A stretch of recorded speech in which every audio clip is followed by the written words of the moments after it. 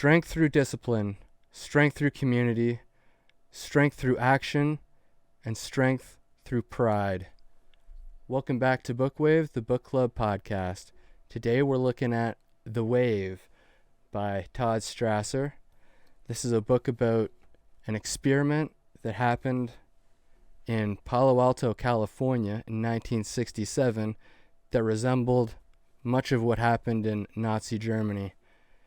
So, I'm Scott, joined today by Pat, Hey, Jason, Bow, bow, bow. Chicka, chicka. and William. Hey. So, what parts really stick out to you in this book? Or offer to give a little bit more of an explanation and jump into the story? Well, I always like reading a book like this, with my German background. It's good to get more insight because I have no idea what happened 75 years ago because I was not alive. This was a quick, easy read. I think I did it in one sitting, and right away, Robert Billings jumped out to me, one of the characters that is introduced in the history class.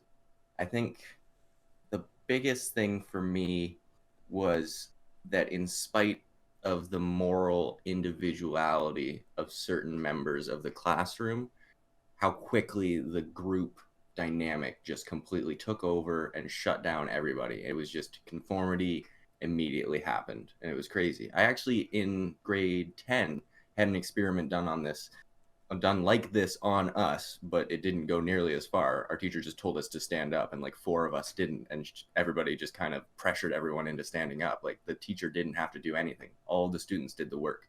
Conformity is so easy to slip into. It's kind of disturbing. Yeah, now that you bring that up, there was like a really similar kind of experiment that we did where they kind of tried to separate the student population into people with blue eyes and people without blue eyes. So it was like, I don't know, it was pretty weird, but like at the same time you were given a badge based on your eye color, and you weren't allowed to use certain stairwells. If like I have brown eyes, I wasn't allowed to use the stairwell at the far end of the school. It was just for like a little day, and everyone was completely self-aware of it. Like everyone was like learning the same kind of lesson. It wasn't like this book where they just, all right, it's time for a little experiment. Let's do some stuff.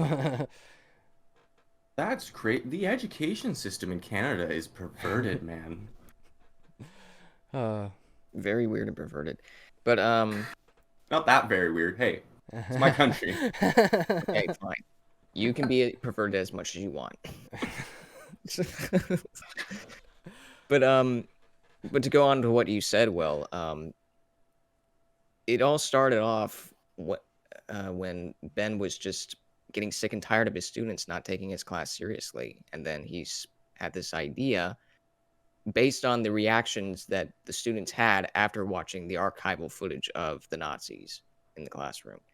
And I think that's what really picked it up, because you see him just kind of fixing the film reel and everything, and he's kind of flimsy about it, and as Mr. Ross was going through the film reel and everything, he has this moment of, okay, how can I, as a teacher, in a way, keep the classroom more interesting and engaging? And you kind of see how the students are kind of, snickering every once in a while when he asks them a question about, motivation, what motivates you? And they're like, ugh, that's too much work. Why do I care? And then he essentially starts off with, posture and everything. And that's the first line of command that he gives to his students about proper posture, and that leads to more engagement and everything like that. And so that's where I discovered it, how it started off. It's and it's interesting. Okay. Go ahead, Jason. It's possible that the teacher wasn't disciplined himself, and that is why his class wasn't disciplined, because he wasn't invested in what he was teaching. He wasn't he didn't have the discipline. So he starts with the discipline equals power, And discipline starts with posture, which is one of the first rules that we hear from Jordan Peterson in his book. Stand up straight with your shoulders back. Yeah, that's rule number one. And then when everybody starts doing that, you start to feel like you're part of something greater than yourself. And as a human, that feels good to be part of something. If you're standing out in the street and you start pointing your hand up to the clouds, somebody else is going to stop most likely and look up and see what you're pointing at. They might even start doing it themselves. And you can kind of have this social experiment where everybody starts doing something that maybe in this case, it's pretty logical. You want discipline. So he starts creating a group. And it's kind of in response to what they were watching in the history class. They're studying Nazi Germany. And the students didn't believe that, that a person could actually do some of the things that they're reading about. They say, there's no way that ordinary German citizens would allow that to happen. They say, the Jewish people wouldn't allow that to happen.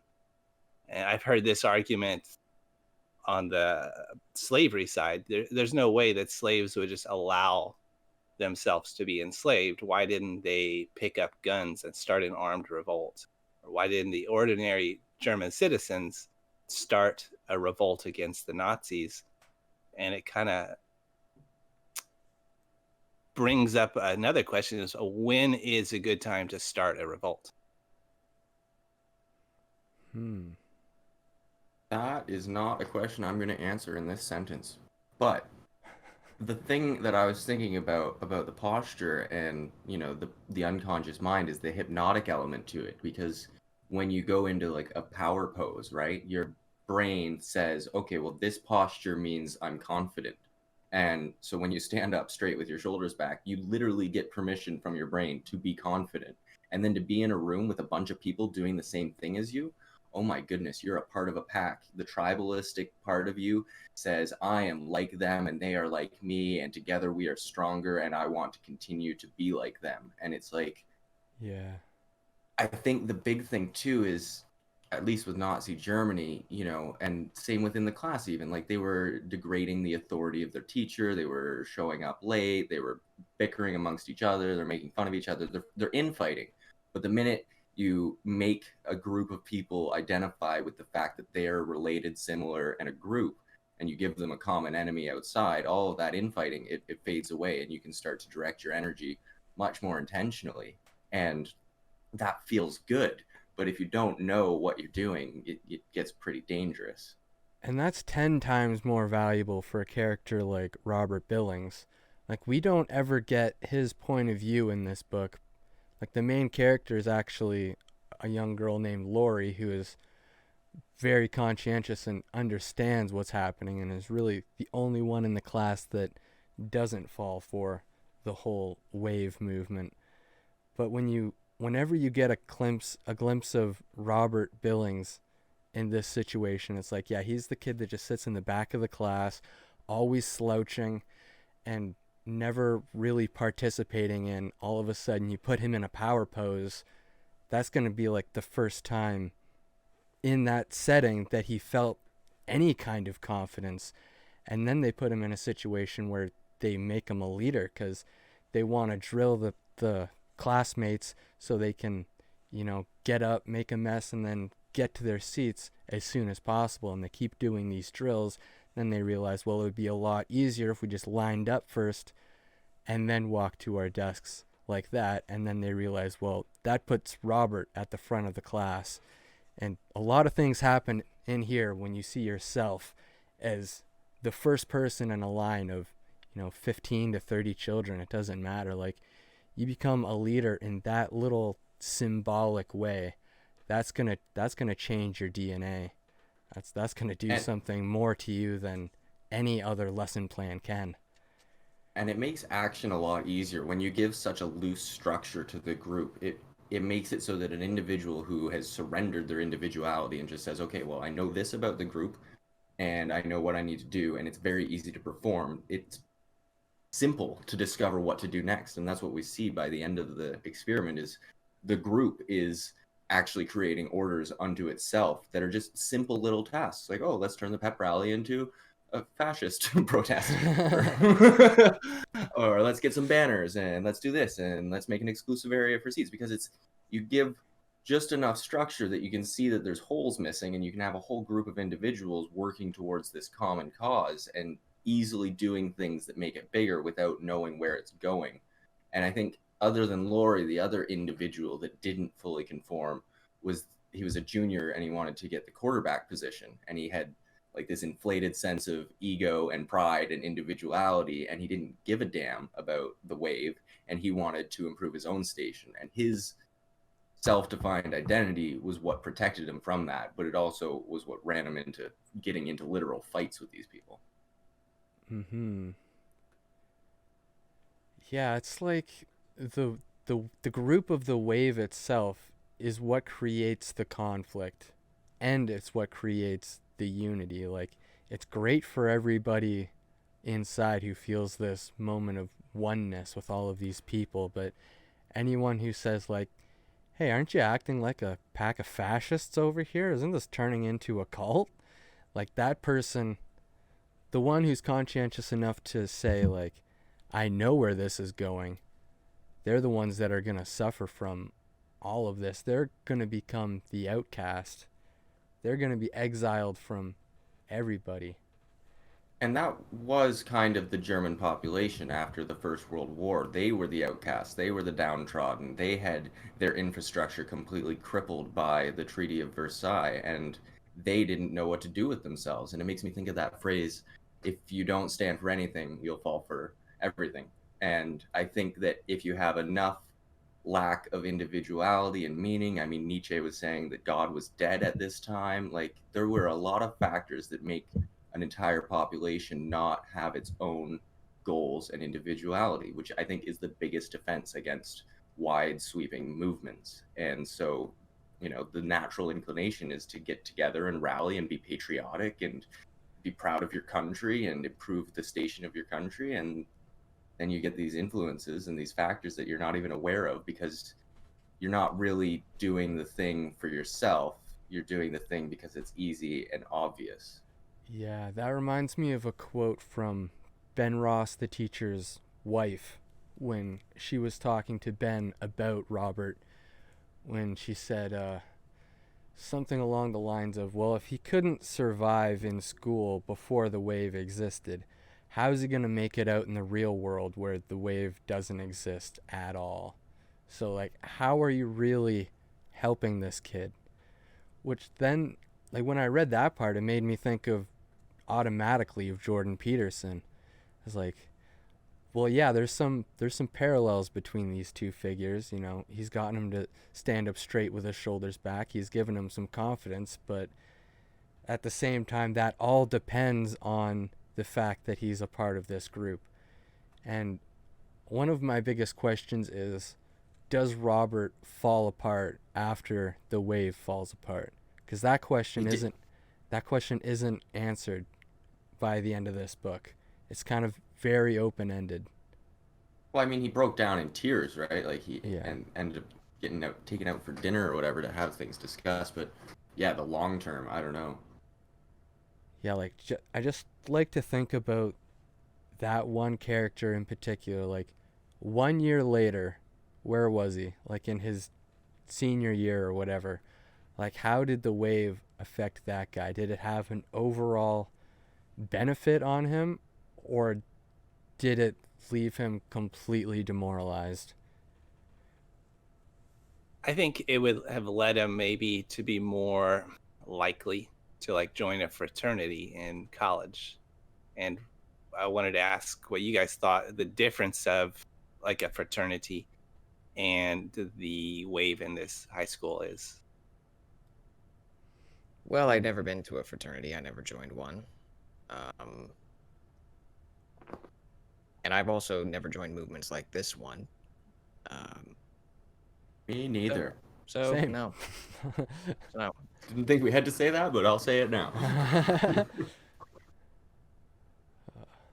I got close to a frat in university briefly. I got confused for having started a frat in university. I just got a bunch of people to wear the same shirt and go to dinner together.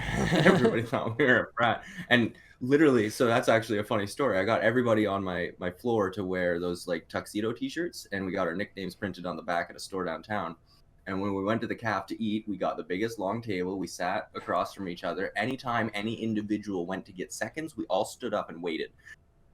And yeah, it was a pretty powerful experiment, but that was just me messing around. The fraternity lifestyle was just a party thing and the identity of brotherhood and messing around. But they were successful. They were more successful than individuals. William, our very own cult leader. Eh. Well, I The think hair that it grows. success is in part through to the idea of strength through community. And I mean, Yeah. this happened in California, and in the U.S. we have this relationship of for the individual. They're, you know, rugged individual. We have authors like John Stuart Mills talking about in his book on freedom the importance of individuality, but at the same time being part of a community. Like in a fraternity, individuals can keep their persona and still be part of the group, whereas in this wave it almost seemed like there was no individual anymore. It was your identity was part of the group completely. And Yeah. you know, there was a line in the book, the only time the room was that quiet was when no one was there. So you have all these students sitting in a room, they're disciplined, they're all wearing the same clothes to make them part of the community, but it's almost as if no individuals are in that room.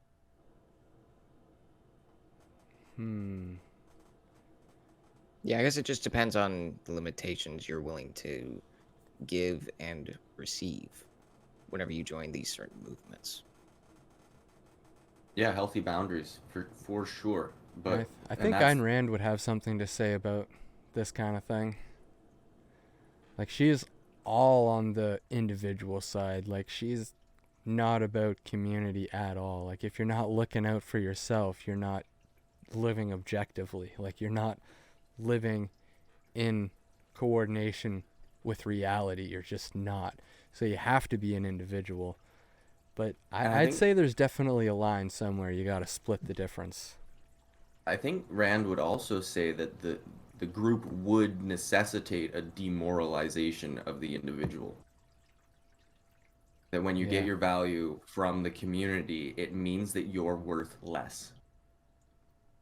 Yeah, maybe not worthless, but worth less. Yeah. Mm-hmm. And I think the lens through when the book opens, the teacher's asking the students, you know, how did this happen?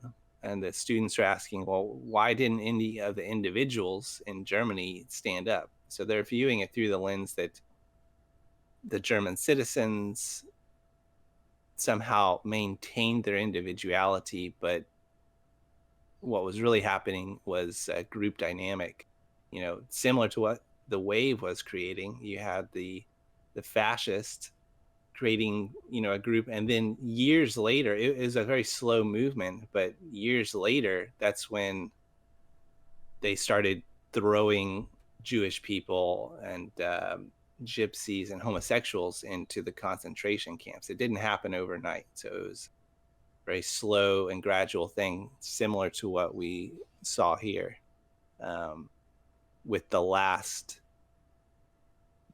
part of the slogan being strength through action. So in Nazi Germany, they didn't just start with action. They started with discipline. They started with community. And then they got to action. And the cool part about that is, in the experiment that actually happened in reality in the 60s, there was a fourth part added, strength through pride. So after they've gotten all the students to, you know, take action, they also instilled them with the element of pride to say, like, yes, your actions are the right thing. Be proud of what you do. Keep going. So that made, like, the ending, the crashing of the whole experiment that much more impactful. It's like they were all living through the wave, or in the real experiment was called the third wave, and like And it's like, that was their everything. so in today's society, like we have individuals struggling so much with their own identity and meaning right now that they don't get out of bed, they don't do social interaction, and there's no threat of Gestapo. So imagine the amount of trauma and fear we can instill in ourselves without the existential dread of the military state. Just just for a second, imagine how much easier it would be to not make an action when you think that there's Gestapo around the corner. Yeah, it's like, what do you want to do with your life? It's like it's so easy to choose fear. Yeah. Mm-hmm. And it's really excruciating when some members of these cults and movements don't even realize at the very end what they are actually accomplishing. Like, it's very hard to hold up a mirror in front of them and say, do you realize what you're doing here? Like, can you compare this to other movements that have succeeded or even failed? It's really hard to put it that way sometimes. Yeah. And to go back to the setting of like what these people were going through, it wasn't like teachers or something that were getting them in trouble with the wave. It was their fellow students. In the actual experiment, there were 20 reports, or reports from 20 different students, like telling on their fellow students for breaking the wave rules. Like, they were little snitches. Like, there was only one person to report to, Mr. Ben Ross, or Ron Jones. What was his name? I forget. Yeah, it was Ron Jones. And he was the only authority, and he had 20 students going to him by the third day to say, you know, Lori broke the rules, David broke the rules, James over there, he was getting into a group of 4 people. We know that's against the rules, right?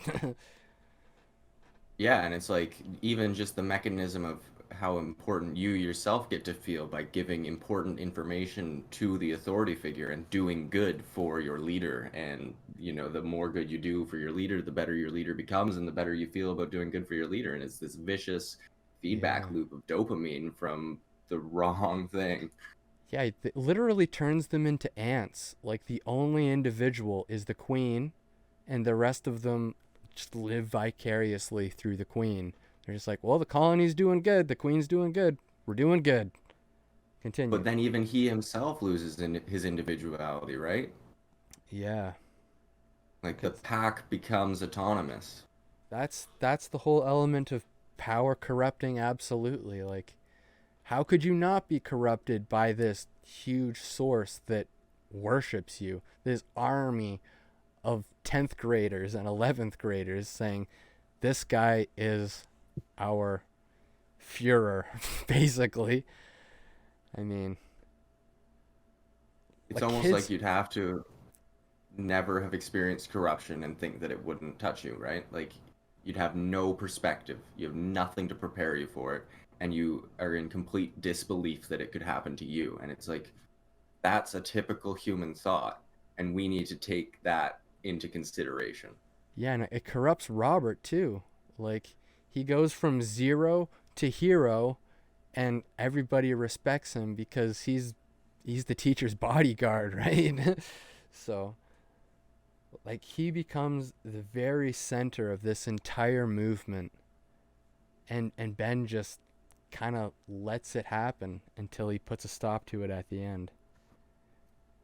I saw some similarities in what happens in real life with that, where people are joining cults. It almost seems like the more damaged a person is, or the more trauma somebody has lived through, the higher the likelihood is that they're going to be open to joining a cult because they feel bad about themselves. And so joining the community or a cult, helps to dissolve some of that self-hatred, and you're now part of a group. You don't have to remember who you were in the past. I also saw a bunch of similarities to what we see in our current political climate. The nationalists in America, there's nationalists in every country. We have these groups of people who they see themselves as part of like a community. Let's just call it a MAGA community, because that's what we have. Oh, Most. jeez. You just tread that way, do you? You guys didn't see any similarities in this book Well, there's for for what we sure see right now? there's for sure similarities on, the left, the right, the center, the far reaches of each of that spectrum, where it turns into a cult-like experience. Not to say that it is an organized cult, but you could feel the experience of being in a cult while at the same time not, signing a piece of paper to say, yep, I elect the leader. Like when we were talking about school spirit and all of that with Paul Vanderklay the other day, and he brought up the Ku Klux Klan, like, yeah, I just go for the barbecue. We don't actually lynch anybody. We're not really that culty. Like, you're still in a cult. I'm in it for the free food, so Like if you feel like that your only political motivation comes from the group that you're a part of, or this one specific source that you get your news from, that's probably a little cultier than it could be. You might be able to do a little bit more effort in finding all the sides. Don't just stick yourself in a bubble in an echo chamber and then decide, yeah, this is right. I don't need to question this, because if you stop questioning everything that your group tells you, then you're in a cult, whether the cult is identified as a cult or not. Like your mindset is of in a cult. Yeah, and I think we see the problems every time that we see a mob or a riot or a protest that gets out of hand, when we have too many people grouped up in a small area who all think that they're doing the same thing but have their own history and their own perception of what it means to actualize their goals. Like that one woman that was screaming, "It's a revolution" in the Capitol building. Like, it's not. You're wrong. It's theft and it's stupid and go home. Like, oh my God. But man, like I think the problem is you start with problems, right? And instead of saying solutions and simplicities and practical stuff, like when you start by saying, oh, discipline equals strength and community and action equals strength, but you don't define what type of community, what type of discipline, what type of action, and in fact, what not types of community and what not types of discipline and what not types of action. It's like Yeah, you but haven't created something. that's also kind of how the Nazi regime kind of worked. Like efficiently, like that was part of its purpose. Like keep it a little vague. The will to power, how could that not be a bad thing? We're talking about Friedrich Nietzsche here. This is the will to power. Everybody likes power. And, they leaned into that so much that, will to power is a dirty word nowadays. Like it doesn't have to be. You just have to keep, like, just digging into the specifics. Like, yeah, there's strength in community, but the Nazi rhetoric was depending on the fact that the population would take that too far and too seriously and not ask too many questions, because you have to give your answers in 3 words or less. You take away their ability to think, you have some good little soldiers on your hands. they go after the children too.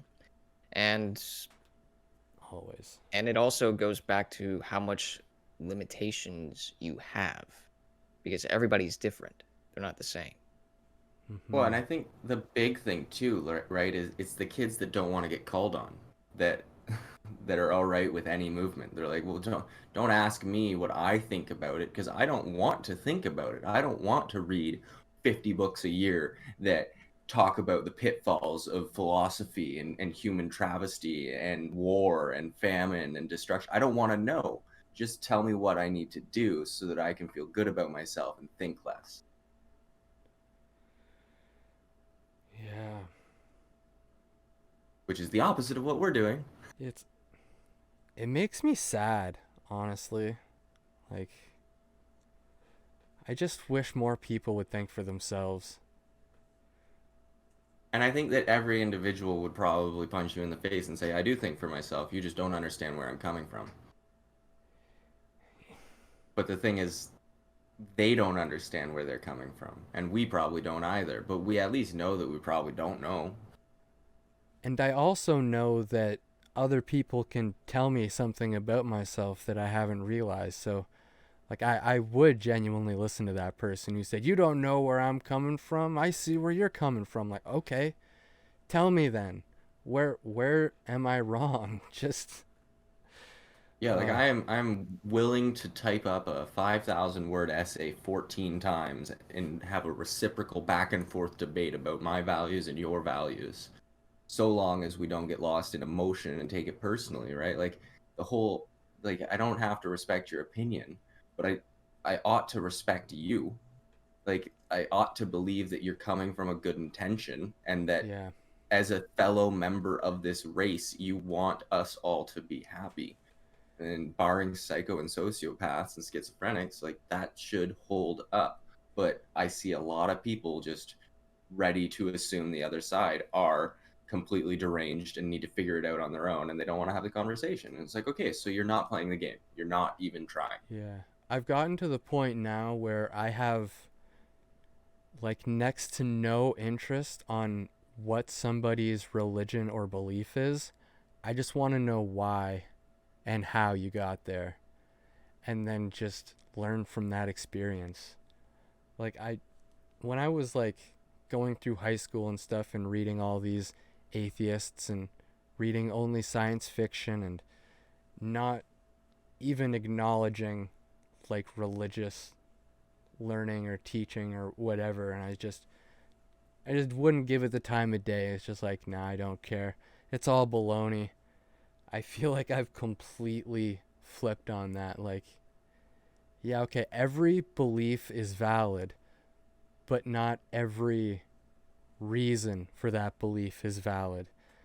I'm much more happy hearing someone say, I'm a Christian because I have faith and you can't shake that, than to hear someone say, I believe in God just because, my parents said that there was a God and I just never really thought about it after that. Like, the opinion isn't what bothers me. It's the fact that you're not willing to question that at all. Like I think every day, like, is there a God? Well, can't think of a reason why there would be, so maybe I'll And ask again tomorrow. and the other problem is that when people join for long periods of time, they don't know what to respond to when somebody questions about the movement that they are in or the cult that they've joined or anything like that. They simply go along with the guidebook that they've given. And if there's a question from an outsider who gives them a question that they cannot answer, they act defensively. They're confused or throw out accusations, which is a big problem.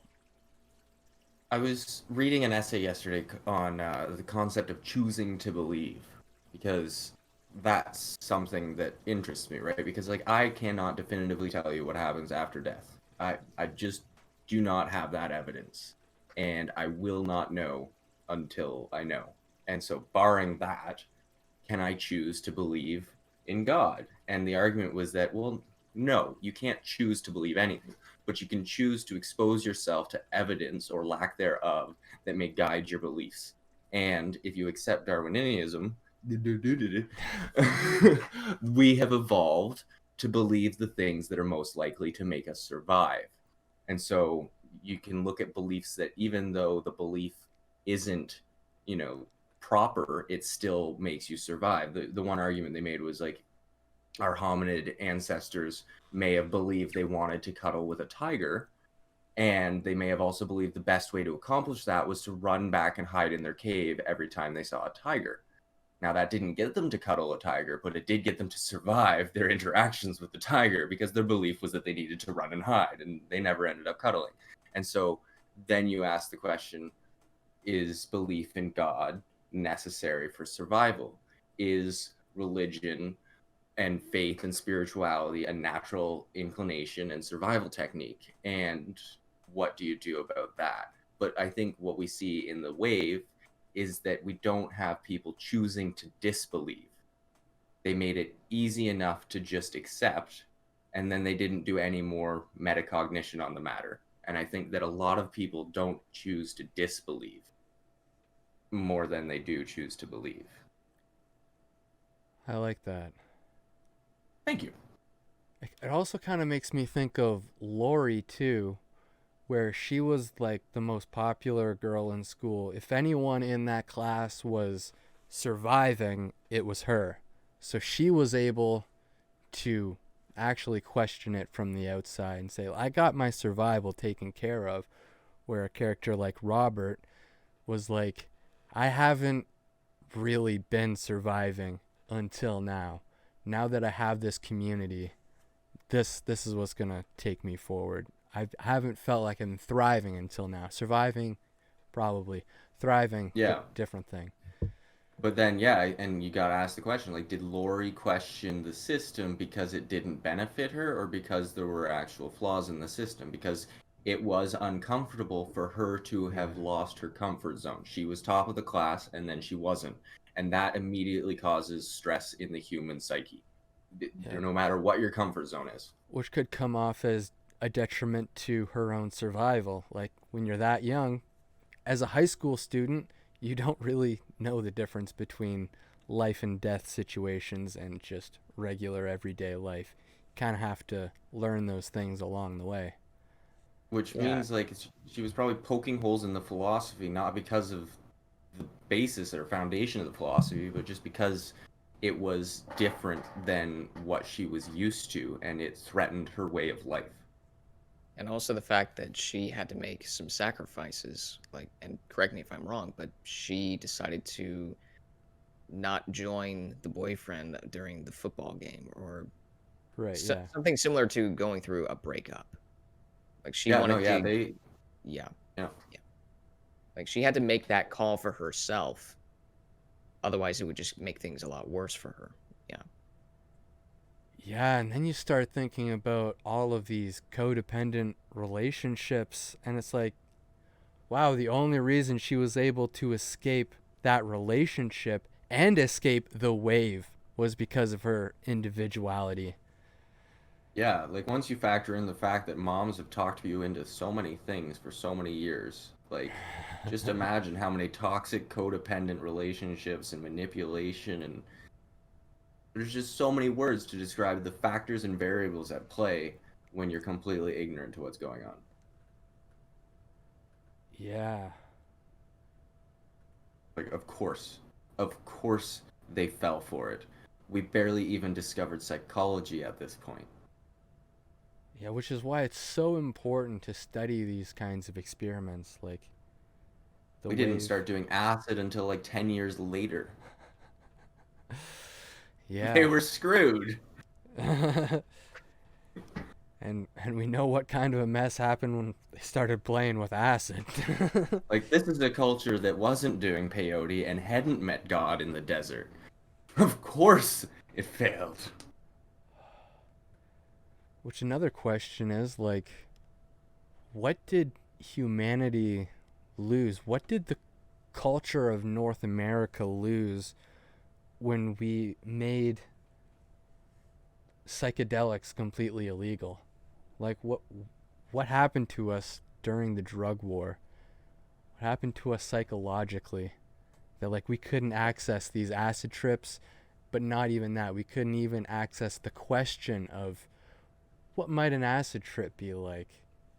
Yeah. What about acacia? What about Yeah. all of these things that have been around for thousands of years and have changed the way, like, why I in really the think 50s? I really think we've lost some deep understanding of these ancient texts like the Vedas, the Old Testament even, because somewhere along the lines we decided, you know, altered states of consciousness, that's the problem. Let's do away with that practice. And let's just worship our gods the way we can see without it. I think we lost a lot in the same way Well, that the Nazis lost their ability to be individuals, or the communists lost their ability to be individuals.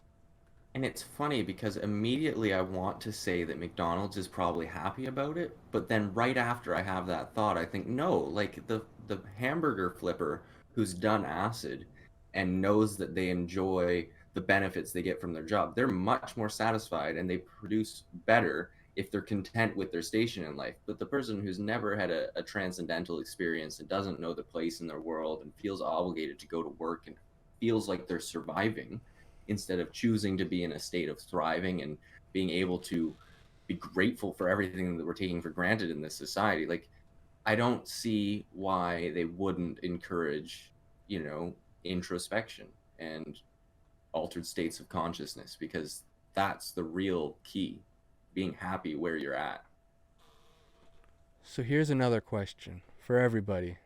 Do you think that's what's going to save the world? Is a sense of individuality for everybody? Because there's some cases that would say no. And there's some that would say yes. I think it's a bit of individuality and, self-staked identity and that existential meaning deriven from your own experiential perspective lens, and love, and accepting the fact that making statements like humans are shit is really detrimental for a human to think, because you're part of it Yeah. and we're all thinking it and we're all saying it and we're all negative, and it's like, no, you got to scratch it all. Thoughts are seeds and they only grow one type of tree. When you call humans shit, you're calling yourself shit. When you say I just can't today, you're saying that you can't tomorrow. And we don't have that metacognition, that introspection, that looking inwards and saying, what are these thoughts saying to my unconscious brain? There you go. So then where There does you go. so then where does community factor in? What's the right amount of community? What's the right amount of discipline? What's the right amount of action and pride? I think that you'll find that those factors come naturally when you start with love and identity and staring the shadow in the face. If we can bang away at love and value and belief and get rid of blind spots, I think we'll find that a lot of stuff, but boom, we're into an obscure structure. And again, we're all, obscure creatures. So, Yeah. I feel like I'm looking for a term that doesn't exist yet. What is it? I can't. Make I a don't shape know. like it. Is it bigger than a bread box? That's a good question. Have 4 legs. I don't think so. Is it an animal, a It's like- mineral? I feel like I'm an ant looking for the word for individual. That's what I really feel like. And it's like there's something in between, the individual and the individual that's completely and fully integrated into their community. And I'm trying to figure out like how we create a community that allows for everybody to be an individual. But then you think of like Yo, all of the necessity for, cogs in a machine, and that burger flipper, that McDonald's employee. Like, do we just give him acid? And do you know what the etymology of individual is? enlighten me, sir. It comes from the Latin individus, indivisible. Huh. We don't even know what these words mean. We don't even know what we're going after. I think that when you truly become an individual, you probably will become indivisible from humans. But then everybody has to be an individual. That's Yes. necessary for it to work. I don't know, 2% of the population taking on a concept is enough for the entire planet to become aware of it. I don't know. If 2% of the world does a thing, you know someone who's doing the thing.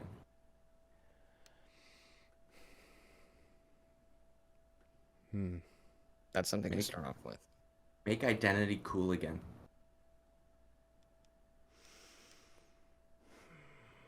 You see, I always found the word identity being redundant nowadays, but now that you've said that, well, it actually makes it more curious. Funny. Identity comes from the Latin for quality of being identical. Oh, I don't even know what words mean, guys. Well, now you get to handle the Wikipedia and the dictionary resources. Look it up, Will. And now that I know identity and individuality mean indivisibly identical to all humans. That's what we need, folks. I haven't even smoked today. That is literally my problem right now. I need a bong hit right now. I need an altered state of consciousness to get me through this. My head is swimming right now. I think we need to do like a part 2 of this conversation, just like a wave cast, literally picking up where we left off, because Yeah, we could do that. I That sounds good. oh man, What else is there to discuss about the book? I feel like there was something. Oh, there was the football team where, you know, on day 1 Ben makes a big deal about like with the discipline, strength through discipline, and he says, "Oh, hey Brian and David, you guys are on the football team. You know all about discipline." They're like, "Yeah, but our football team sucks and we don't know discipline from the underside of our boots. So, what do you want to hear from us?" And then afterwards, when they've all gotten indoctrinated into this movement, the Brian and David, the football players, they say, "Well, we got to get everybody on the football team involved in the wave. Then we'll be an actual unit. We'll work together." And then by the end of the book, one of the final actions, like the final nail in the coffin for this experiment, was when the football team lost 42-6. So Yeah. it didn't work. So the principal said, "Hey, your experiment didn't work." The football coach said, "Hey, your experiment didn't work." Well, and that was the thing, like this amorphous concept of, we're united, but it's like, why aren't you united at 5 in the morning drilling football plays? Like, just wearing the same clothes and saying the same words does not equal right action. And then they twist it though. They blame the second string quarterback, the kid that wanted nothing to do with the wave. They said, if this little kid, if he would just smarten up and join the team, we'd be able to beat Clarkstown. But no, it's all his fault. The one guy that wanted to exclude himself from the group, it's all on him, instead of taking responsibility for themselves, which is the exact opposite of the Jordan Peterson message. So if anybody wants to compare Jordan Peterson to this guy, you should do a little bit of homework first. Jordan Peterson knows about cults better than, any other public figure that I've been really paying attention to.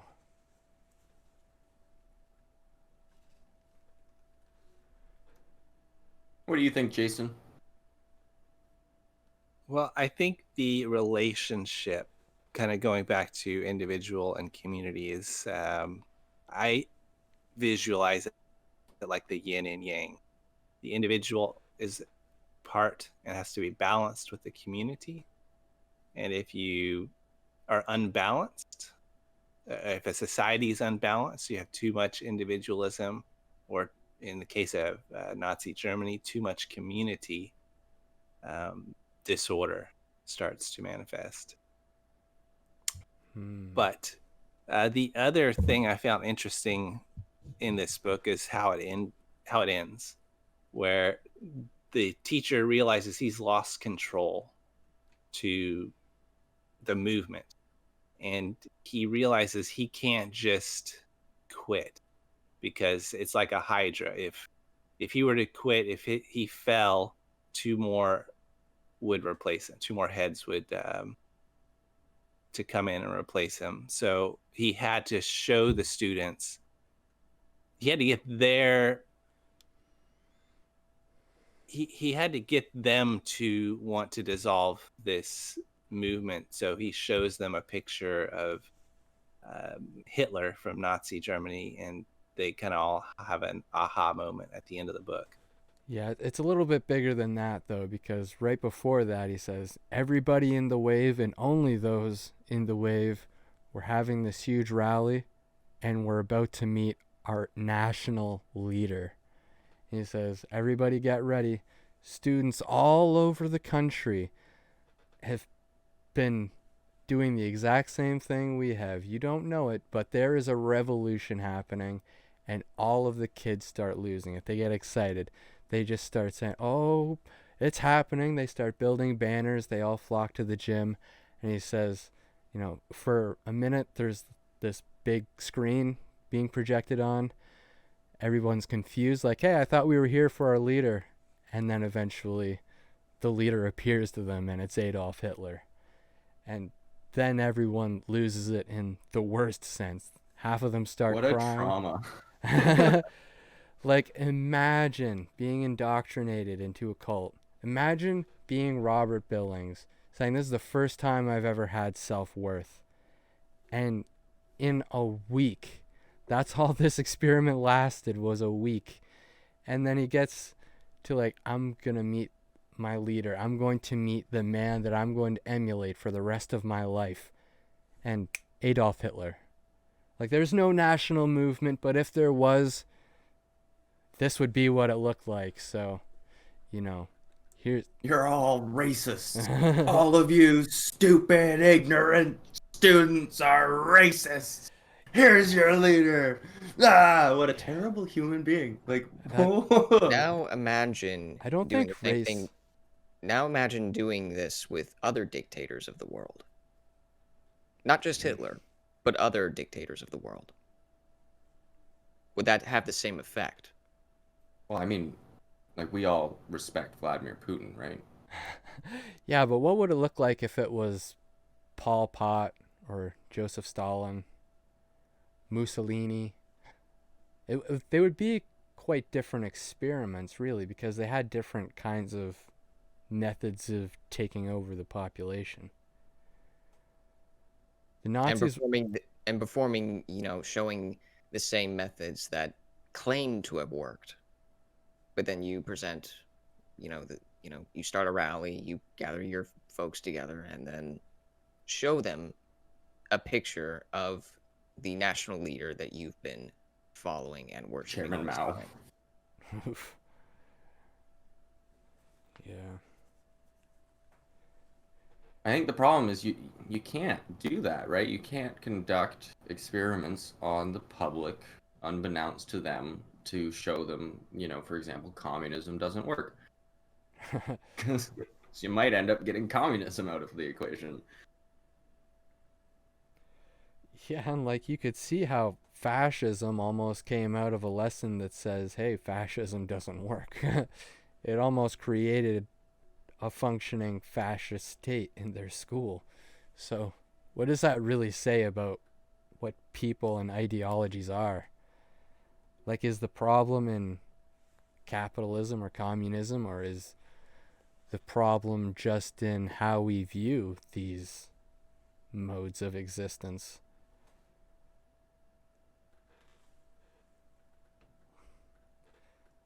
Like, Indeed. like obviously Nazism and Stalinism created a lot of death and inefficiency, but when you look at people nowadays protesting capitalism, what exactly is their alternative? What are Yeah. we gonna go for? Like, I'm not sold on the fact that capitalism is perfect. I think we can definitely improve, but I just don't know how we get to that improvement other than every single one of the 7 billion people on this planet start to act like an individual. And with cultures in existence in the world today that are so adamantly against the idea of individualism, I don't see how that's going to create world peace. I don't see how that's going to create a unity among humanity. Well, and like that's the problem, right? Is those areas of obscurity where you have people protesting capitalism and purchasing a tent at a store and financing a car and going on a plane, and it's like you don't get it. You are supporting capitalism through your protest of capitalism. You're on Facebook. You're on a phone. Yeah, You, but at the you same time, how do you live in a capitalism and also protest against capitalism without using capitalism? I think John Galt has a good answer to that question. You're right. Now we're back at You square don't. one. You simply don't. But don't pretend that you don't like something while reaping all the benefits of it. Yeah. Like, there are tons of abandoned mountains on this planet. You can get there. You can just pack some grain and walk away.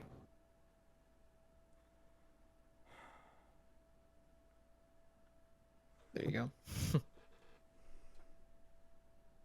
It's a little depressing.